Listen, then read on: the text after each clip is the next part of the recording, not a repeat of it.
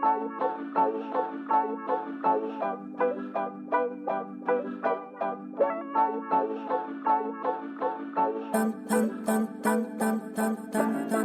you believe art can change the world? So do I. On this show, we meet artists whose work is doing just that. Welcome to Art Heals All Wounds. I'm your host, Pam Uzel.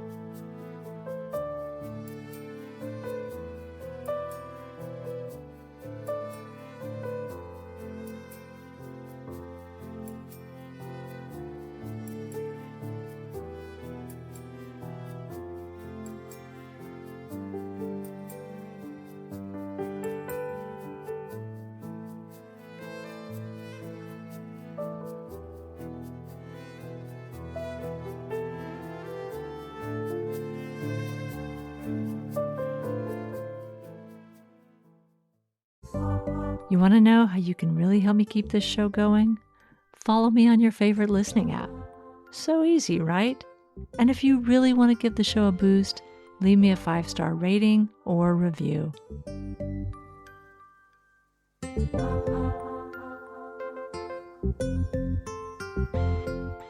Hi, Daria. Thank you so much for being on Art Heals All Wounds today. Thank you, Pam. It's a pleasure to be here. So you wrote this beautiful novel called Sawadika American Girl. Am I pronouncing the Thai word correctly? It's actually Sawadika American Girl. Well, we have a lot to talk about with this novel, but can you just start by giving us an overview of this book? What is this book about? Well, it's historical fiction, and it takes place in 1968 in Bangkok, Thailand. And at that time, basically 1968, the world is on fire. The Vietnam War is at its height. There are protests all over the globe. The old order seems to be breaking down. That's the context. And 17-year-old Piper Lewis, who's there with her family. Her father works for USAID. That is a program that they had, which was in support of the Vietnam War. They were fighting off the communist intrusion in the upper regions of Thailand and working on aid projects to convince the villagers to not go over to the communists. And there was a huge American colony there in support of that. Most people don't understand that it was not just the war in Vietnam. There was a huge American presence in Thailand. And so that's where Piper is at 17 years old, finishing her junior year. And she meets a GI on R&R, somewhat disillusioned, and they begin a friendship, a relationship that in the end turns her world upside down. Mm. Well, let's go back to Piper for a little bit. Okay. Piper, what is the backstory? Can you share the backstory of Piper's family? Who's in the family? And then there's like a huge, enormous event that occurs before the story in the novel happens. So can you share that a little bit? Yes, Piper loses her mother to cancer when she's about 9 years old. And so they were a trio, Piper, her father, and her mother. And and yet 2 years later or so, her father remarries. And shortly after that, they moved to Thailand. So they actually moved to Thailand right at the very beginning of USAID putting money and sending people to Thailand, as the idea of Americans moving into that area of Southeast Asia was ramping up. And so Piper goes over with a kind of a stepmother who she's still trying to reconcile having, and a father who she's been very close to. But given the circumstances of where they end up over there, her relationship with her father is going to change drastically. Right, right. And it seems like, or at least for me, and you can correct me if this was not your intention, that there's a tension in the book around who's going to be the most important woman in Piper's father's life for Piper. And that there is this sense in her mind the stepmother does not belong. They're not a trio. And there are interesting ways that this tension plays out between Piper and her father. Right. And I think what I'm setting up there, again, without giving too much away, is that, and I think this is something that really kids do very well. They may not be able to articulate it, but they sense when something's off. And Piper does sense this, that this is something's not right in this setup. And so when she goes over to Thailand, she's already going over with a kind of a sense of dislocation, because that idea of dislocation is really sort of an overarching, sort of permeates the atmosphere of the novel, I think. Right. And what's interesting about, I mean, whatever ideas we might have now about going over to Thailand, there's definitely a lot of restriction placed on Piper and expectations to conform that are both from her stepmother, but then also the society, the American society there in general. Can you talk a little bit about these and how, Piper finds this very important friend, Chrissy. How does this all play out? What's Chrissy's role in Piper's development in this story? Well, what I was trying to express was, as many American families, and there were thousands of them that went over to Bangkok to live, and that where their fathers were either military, U.S. Embassy, USAID, U.S. Mission, private contractors. Um, they they all came over and they brought the sensibility at that time. So if you count the early 60s, where many of the conformity from the 1950s was still at play, that Mm. was the parental reference point for many, although things were maybe just starting to change. But so they went over there, and certainly Piper's stepmother is part of that. And then you get over to Bangkok, and as things develop, by the time we get to 68, which is where the bulk of the novel takes place in that time period, things have really ramped up. And so there's this tension where American kids have to behave so that they don't violate the norms that are necessary for Thai American relations, because there's some conflict, there, between the sensibilities between the two cultures.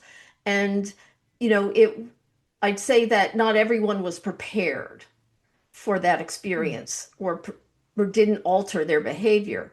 And Piper's very aware of that. Now she is more sensitive to it than a lot of people. So it's almost like it's a double whammy of kind of rules of engagement for these kids. And that was an absolutely a true thing. And so into this, Piper at 7, she's really a little younger when she meets Chrissy at 16, but Chrissy is her friend who's had an even wilder lifestyle because her parents were working, and there's, I leave it a little loose, but they working for the US Embassy in Laos. And that's where she'd grown up, and they'd been there for a while. They're kind of contractors. And so they send them to Chrissy and her brother to live at a hotel in Bangkok so they can go to the American school so they can graduate from high school, which, when you think about it right now, who would do that? Like, that makes no sense. And yet, Right. that was a thing that happened. And so she just is this free spirit. And in that sense, she's emblematic of like what the 60s really were over there. Because we always think of the 60s as just like this, what the counterculture that happened in the United States, in San Francisco, and the protests in New York and all of that. The 60s existed in Thailand. The 60s Mm, existed a little bit in Laos too. People don't right. really understand that in the same way, but it's true. And that's what Chrissy represents, like, Piper, free yourself. Right. It's so interesting too. And I also don't want to give away too much in the book, but it feels like both Chrissy is someone that Piper really needs in a certain sense in order for her to try and find herself outside of these, restrictions that are placed on her there. But I really don't want to give away too much in the book. There is a tragedy associated with Chrissy, Well, and yeah, and I think what you're getting at, if I could jump in here, is that, Chrissy, as free as she is, there's the sense there that she's just gone too far.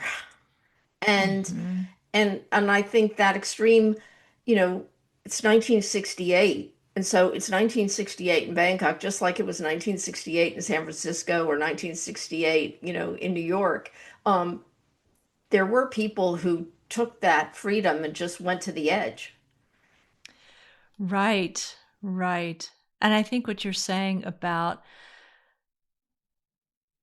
when I read Piper, there's this desire to be free, but there also is very much this structure in her mind that gives her a really better balanced sense of judgment, maybe, about safety and what are the risks that you can take, what are the ones that maybe you shouldn't, that maybe Chrissy is missing because she does not have that same sort of structure with her parents and things. Do you know what I'm saying about that? Absolutely. And I think I've tried to represent that aspect of Piper, um, so that we understand it, because that's Piper's relationship with her music and her studies with Mm, the prince. That really anchors her. That gives her a grounding. And in a way, the Thai prince who she studies piano with is, he knows what's going on. He never says it, but he knows what's going on. well, let's talk about Piper's music, the piano. She's something of a prodigy, and she is studying with this very prestigious music teacher who happens to be a Thai prince. Why was this element of Piper's life so crucial to this story for you?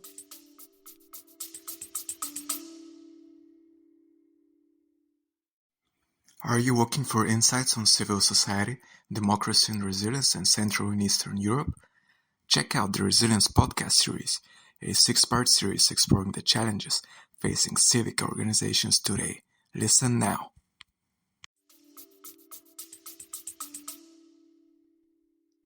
Well, because it's a seed that was planted and connects her to her mother. So it's a normal inclination that she would have. And also, I really wanted to represent because what this is one of the beautiful things. I mean, as challenging and in many ways difficult as growing up in that place during that time was, there were also a lot of beautiful things.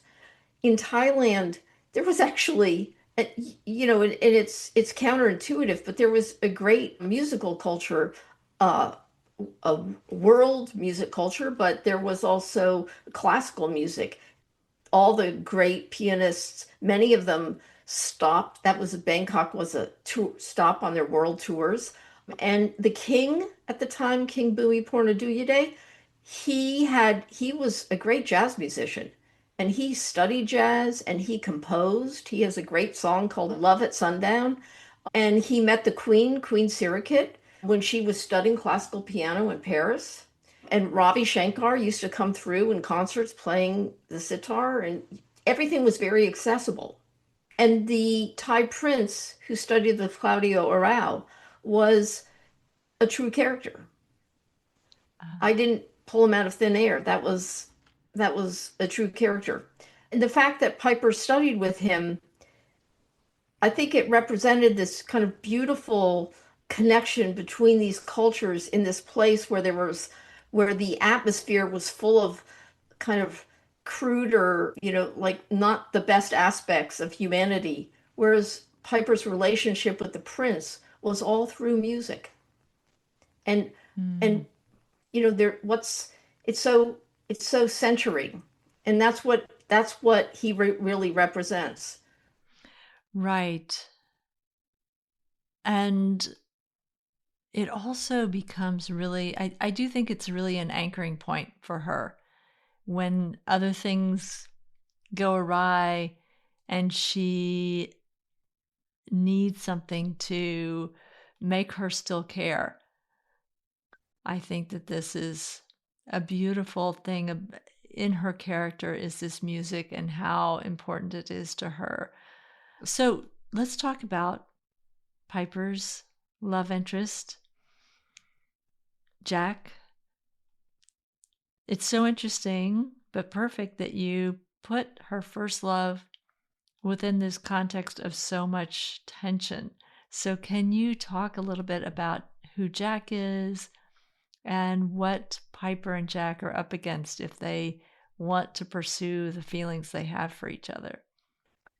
Yeah, well, Jack is just representative of, someone, a young man who was drafted. He didn't come from a wealthy background. He came uh, really, I mean, a single mom and a couple of sisters in Wisconsin, and so he comes to Bangkok on R&R. And as you know, the bulk of the book takes place over the course of a week, like 5, 6 days or so, Mm-hmm. which is conforms to the length of R&R in Thailand.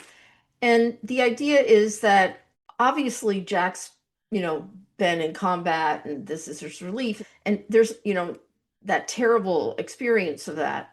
And he's coming for, just with his head spinning, trying to get some relief. And he has this time in Bangkok, and they're close in age. He just turned 19 and she's soon going to turn 18. So they're really just two teenagers. They're both kind of dislocated in time, and Mm-hmm. they have a sense of, why am I here? How does this make sense? So it's not just that they have to make sense of their lives at that point, which you would normally, if you were back home going through your normal routines of graduating and what job are you going to get or what college are you going to go to.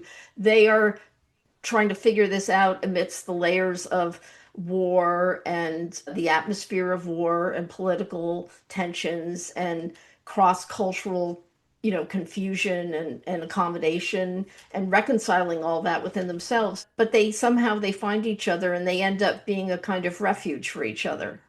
And I will say that even though it's short, and part of the reason for doing that is that that was a very intense time. And that's what it felt like. That was the texture of that time. And maybe that was the texture of the time here in 1968. I don't know. I was just a kid. Piper is not me. I was younger than Piper, but that was the texture in Bangkok. And there was also, as wonderful as it was in many ways, there was always a sense of danger lurking there. They're they're coming from they have different vantage points, but organically from the same kind of place. So there's a comfort level there that they have with each other, and they find a kind of refuge. Right.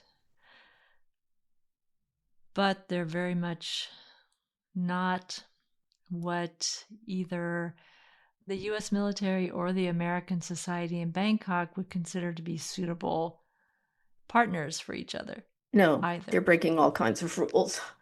But that's what happened. Right. Right. So there's a lot more we could say about this book, but I think we'll give away too much of the plot. What I want to talk about is that, you've been saying things that's the way it was and all this stuff. Can you talk a little bit about your background that informed this book? This is very much not an autobiographical story, but you definitely know the situation very well. What is your background? Well, I will say that the book is fiction, but everything that happens in the book is those are things that happened. I just knit them together in a way that made a good story. And some of the things happened to me in the sense that I studied piano with a Thai prince who studied with Claudio Arau. Or other things happened to kids I knew, mostly or friends of my older siblings that I knew, and things that I saw unfold, and certainly things that I understood about my father and his work and other families who were there. So in that sense, it's fiction, but it's kind of based on things that happened, but just not all to me. But I will say that it was I think part of the my desire to write this novel was the fact that it took me a long time because when I first came back, and I know this is true for other kids who lived over there during this time, it was hard to talk about because nobody really wanted to hear about it, or it just seemed unimportant, or nobody cared, or you were criticized because, Right. wow, you were living over in Bangkok, you were living this. Because when Americans went over there, for the most part, we lived in these fabulous houses. We had maids, we had a driver, we belonged to the Royal Bangkok Sports Club. There was so much that was so fantastic. You had dressmakers to make your clothes.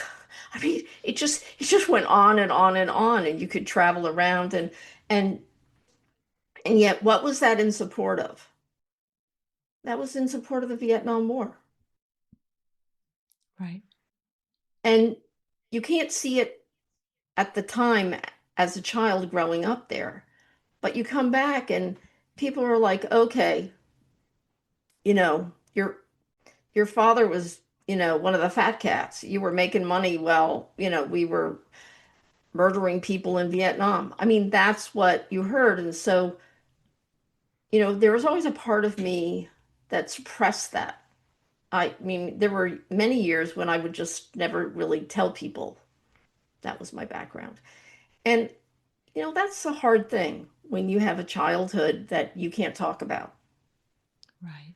And then the other thing I learned was that because I am the editor now of a magazine called the Veterans Breakfast Club magazine, and we tell stories by veterans, and many of them are from Vietnam and because we believe that storytelling is healing and it connects us, and we have to understand these things. And I learned that, you know, most of the narratives about war come from men. Mm. And whether I liked it or not, and in many ways I might have preferred to have a childhood that I could have just grown up here without that kind of burden. I did come to say, well, this was my experience and it was part of the war. I didn't ask for it. Right. I went over there because my parents, we got on a plane and went over there, and this is where you're going to live. And I just like, people should know about it. It counts. The perspective of a 17-year-old girl, which is Piper in the story, it counts. It matters. And so I was just finishing the book when like Alice McDermott's novel came out, Absolution. And I was in the process of getting a publisher when Kristen Hanna's book, The Women, came out. And those Mm. were all stories. And also previous to that, I had read Leli Hayslip, who was actually she started out kind of working with the North Vietnamese, but and then became a refugee. Her book, Childs of War, Woman of Peace came out. And so, Mm-hmm. I feel like the narratives of war tend to the sort of the reflex is to have it be, about machinery or men and, or, guns and power and might and, and the tools of war. But the effect is always wider, right? And the legacy Right. is long. And I thought, well, I'm going to tell that story because there was just a point where I reached like people need to hear it. It counts. It matters. Right. Right. And again, without giving away too much of the book, it is a bit like a house of cards that comes tumbling down for Piper's family, for sure. I think though, if I could just interject here, that because one of the things that I did try to do, and some people have picked up on in the novel, is that the music really threads through Piper's journey, and it Mm. kind of marks her growth. And it's not, and so to me, there's it gets her to a good place in the end. Right. Although it is interesting, she has a goal with her music at the beginning that in the end she decides not to pursue in terms of her studies. I'm so curious about that decision. Is this her desire to sort of be more like a quote unquote regular person? Why does she not like this sort of held out as like this big prize for her with her music that could be available to her, and in the end she doesn't take it? Why do you think that was her choice? Well, I think that, again, I don't want to get into too much about it, but I think that what the music and Piper's relationship with the prince really symbolizes, and what the narrative is about it, is really about her growth. I mean, I think that it's also everyone who loves music and who plays music doesn't have to be, and if it's the piano, you don't have to be a concert pianist. You can have music in your life. Not everything has to Mhm. be geared towards that. And, it's a lot of pressure.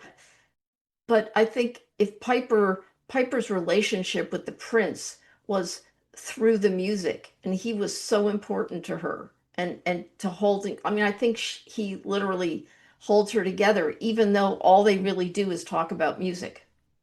Mhm. But they talk about it through the technique that Claudio Arrau used, which was a very centering technique, so you could understand the emotion in the music. And that's really what their conversations are about. And that's really a mask, right? That's a the means of getting at these deeper issues for Piper and her holding on emotionally.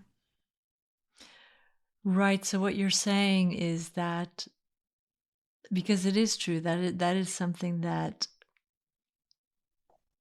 is centered in her lessons with the prince, is this emotional component of the music.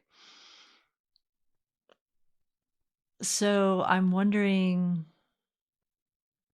if what you're saying is that in the end that was the importance of the piano for her, not necessarily making a career of it, but actually being able to express certain emotions. Right. I mean, and she has, just to be clear, she has not given up music entirely. She's just pursuing it. Mm-hmm. And I think also what I was trying to frame there was this idea that um, coming from that time period, from living there and processing that, it's on the one hand, it's completely different from if you were over there as a service member and you served, and I'm not equating it with that at all, but it is like a distant cousin. Mm-hmm. So you had to come back and you had to process. So Right. it's not, you weren't prepped to just kind of go on into a career with your life. That wasn't how, I mean, I can't speak for everyone. There were lots of kids over there and people stayed different lengths of time. Our family stayed a long time. Some families Mm. stayed for 2 years. So there's a variety of experience, and I can't speak. And this story certainly only represents one aspect of that. But, Piper spent, her formative years there. And then you come back to a completely different culture in the midst of this sort of aftermath of this military, horror. And even Piper had to recover. I think we had to, Right. I wanted to give her some grace. Also, she just went on and had a fabulous um, concert career. Like that, it's just like too easy. That's not how life Right. is. Right. Right. Well, I'm so curious. I know we're talking about the book, but I am really curious about your experiences as well. I think somewhere in reading information about the book, there's this reference to this term third culture. Right? Third culture kid. Third culture kid. Can you talk about that a little bit? Yeah. I've heard the term before, but what is a third culture kid? Well, in the book, I use one of the a quote from the, I guess, social scientists, anthropologists who concocted the term, but and that was in the 50s. It was for children who grow up and have their formative years in a culture that is not the one their parents have. Mm. And that also because I wanted to frame the perspective of the book, because it's really through Piper. I'm not writing about um, Thai culture from the perspective of Thai people. I couldn't do that. That's not my place. But Mm-hmm. from a third culture kid, I could say, what did it look and feel like at that time? And especially, what did this sort of little America that I grew up there look and feel like? And, and I think, it's originally given to like missionary kids, or sometimes like American corporations sending, whether it's Coca-Cola or whatever, going overseas for 2 years to get your Coca-Cola plants set up in this or that country. But, I think I put that there because it was doubly hard, because it was in the shadow of this, really on the edge of this war, this tragic military engagement. And just to remember that at that time, there's no internet. Like phone calls back to the States were so rare. You know, Mail was slow. It meant, you know, you'd get your 17 magazine like 3 months later. Mm-hmm. And they did have an American library. there. It was it was called the Just Mag Library, so it was under like a military setup. And Thai television really had only a few American programs on. We didn't get many of them. And it was programs like F Troop and The Saint and like the Rat Patrol. And you would have to, if you want, they were all dubbed in Thai. And so if you wanted to, you would have to turn on the radio and you could tune in and sometimes get the English soundtrack. And that's how you watch programs. That's all we got. We didn't see the Wow. Beatles. We didn't see the Rolling Stones. It was such a different world and it felt so far away. You felt very Right. far away. And I think to understand Piper's story, you have to understand that. And I do make those points that if you wanted to order something, so it was very difficult. Her music was very precious to her because if she lost her Beethoven sonatas, for instance, you couldn't just walk down someplace and buy them. You had to order them, and maybe they would come in a month, maybe they would come in 6 months. You didn't know. Wow. So it was like a different, there was an abundance, but there was also a scarcity as well. Right. Yeah, it's so interesting. I just think about both you and Piper coming back and finding your people. How do you do that? You're not Thai. You definitely don't feel American. How do you find your people in that situation? Well, it was hard.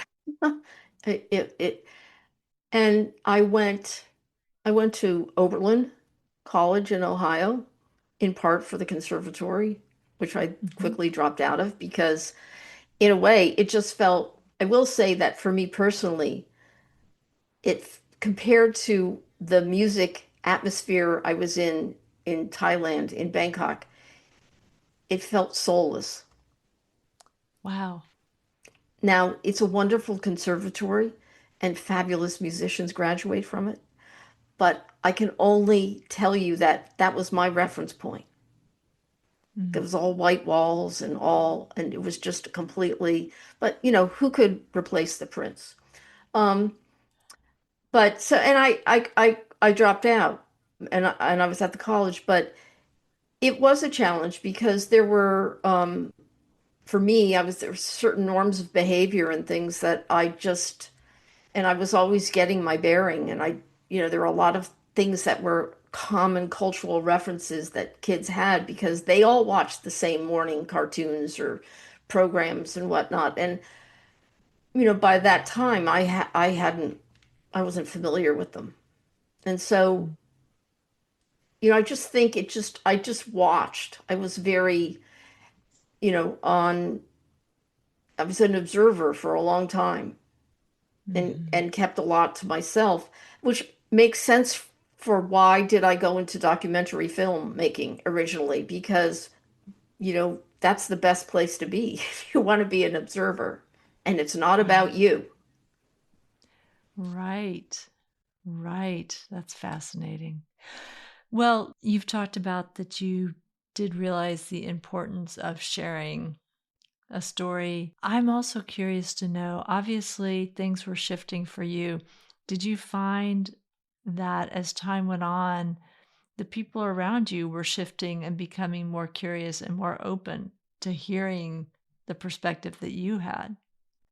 I will say that the point at which I really felt comfortable was, and this is very strange because I became a filmmaker. I was in New York making documentary films, making art films, making profiles of artists, experimental films.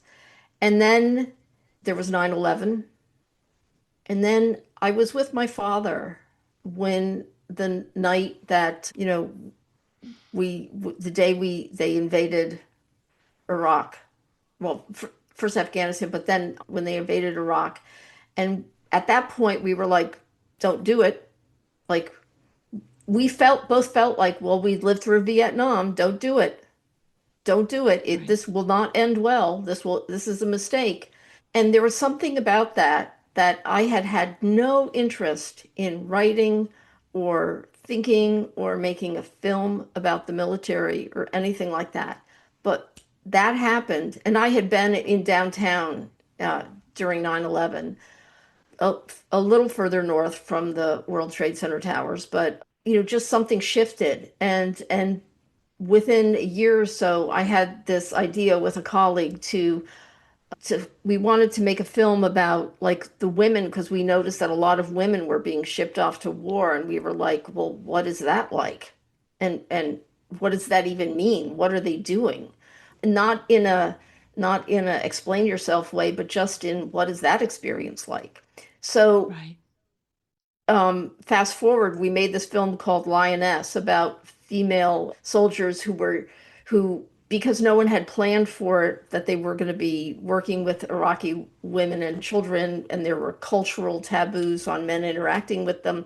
They drew in these women, and so the women had a very interesting relationship with the Iraqi women and children, and so that fascinated us. So we made this film that came out in 2008, and at the time, some of these women and others were starting to come home, and they'd been pulled into combat.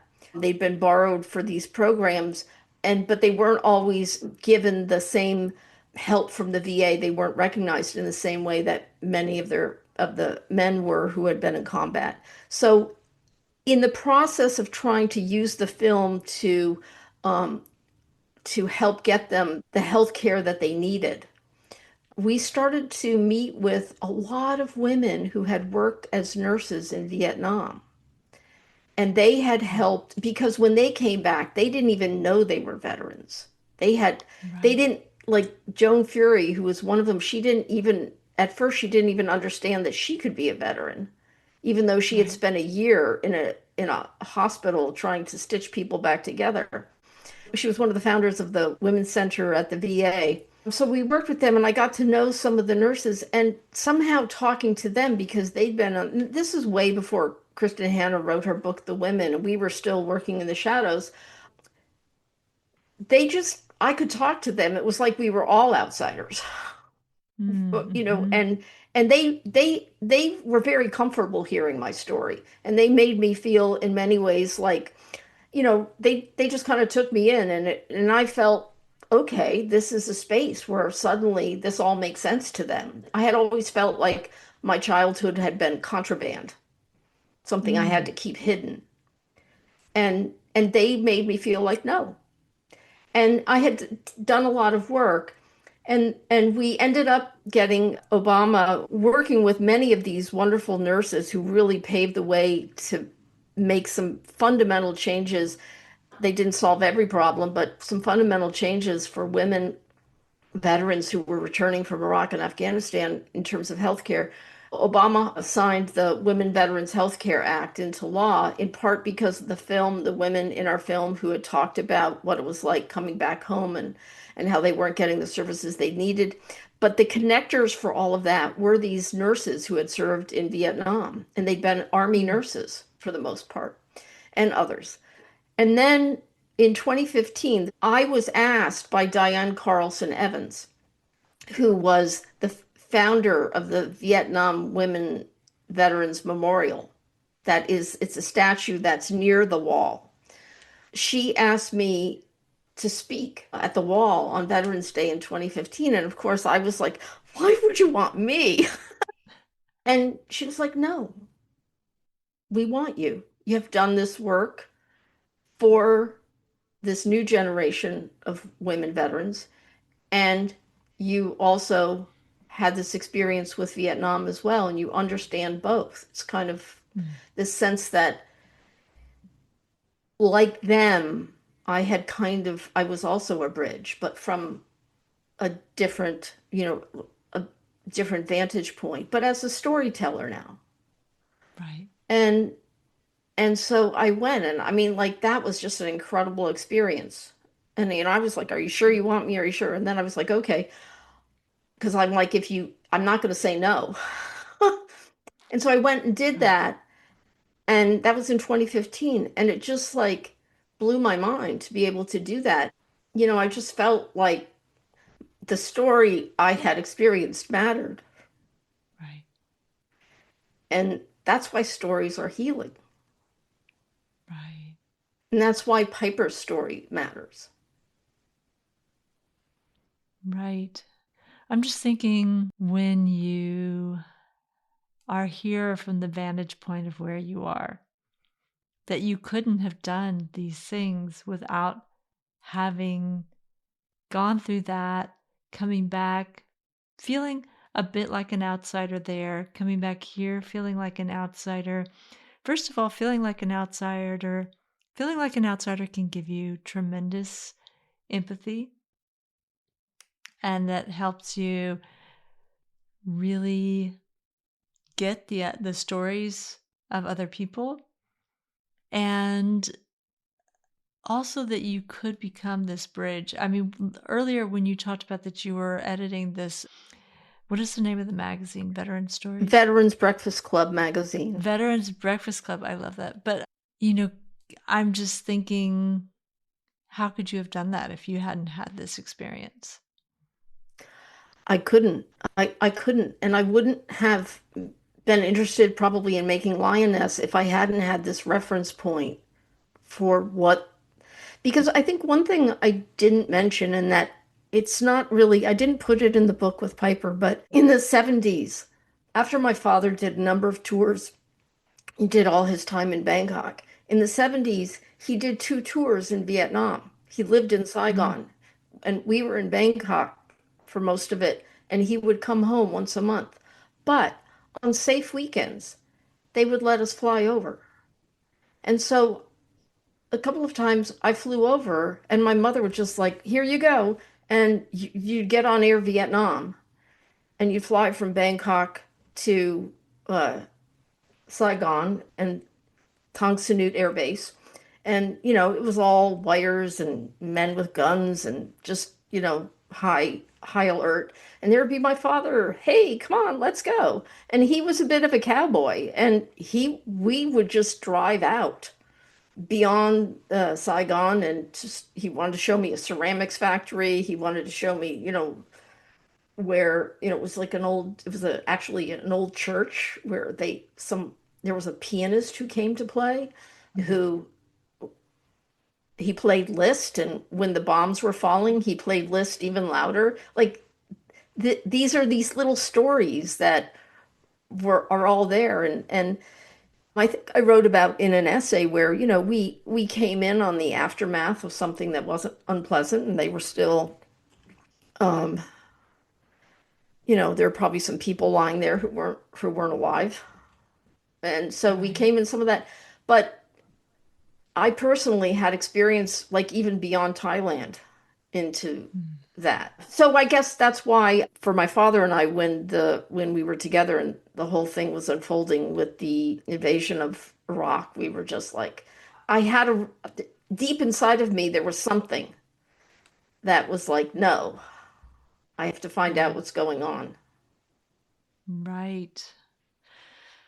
Well, that perspective is very important right now as we speak. So I'm glad that you're talking about how your perspective was shaped. I also think, you talk about these experiences going to visit your father in Vietnam. And what's really amazing to me is kind of this way that you've expanded that slice of perspective. Do you know what I mean? No, I know what you mean, because like I could never have predicted that this is where it would lead me, but I mean, it has organically expanded. I sometimes now I look at it all and I'm like, wow, like you think sometimes like you're living your life and you're like, wow, none of this makes sense. How does this even, I'm doing this and then I'm doing that. Like, you're like trying to, because when you're looking right at it and it's unfolding before you, you have a plan, you want it all to make sense. But and nothing I had really ever made that much sense. But now when I look back, I'm like, oh, I Right. there's something that does make sense about it in terms of like the work and how Right. it and where I've landed. Right. Right. Well, it's been such a pleasure talking to you. I thoroughly enjoyed reading Sawadika American Girl. I mean, I'm a sucker for a coming of age story anyway, but within this context, it really was something that I knew nothing about. And then hearing how your life and your experience has really affected the work that you've done is really very, very inspiring and rewarding to see a path like that. So I'm hoping you can tell people where they can find your book. Well, for anyone who wants to buy Sawadika American Girl, it's available at, you can go on bookshop.org. It's available at Barnes & Noble. It's available at Vine Leaves Press, a website, which is the publisher. And I guess I just have to add that it's also available on Amazon. Or you could just go to my website, dariasommers.com, and it's available there. And also, if people want to follow your work, how do they do that? I'm on Instagram at the real life Daria. Yeah, that's nice. Well, thank you so much for going into such depth and for sharing other aspects beyond this book. Pam, it's been a real pleasure talking to you about all of this. And I still pinch myself to think that, that story that I was in some ways hiding, that history is now out in the world. So thank you. Beautiful. That is beautiful. You're listening to Art Heals All Wounds.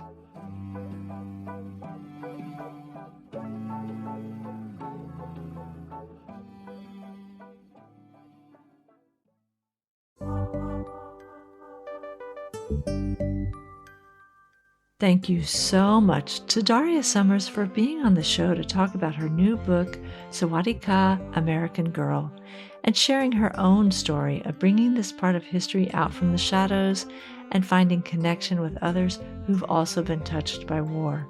I'll leave Daria's information in the show notes so that you can connect with her and purchase the book. Thanks to all of you for listening. I'm not using social media at the moment, but you can always reach me through my website, arthealsallwoundspodcast.com. I also have a Substack where I post more info about the show, so please feel free to follow and reach out to me there too. The music you've heard in this podcast is by Ketsa, Lobo Loco, and Barbara Higbee.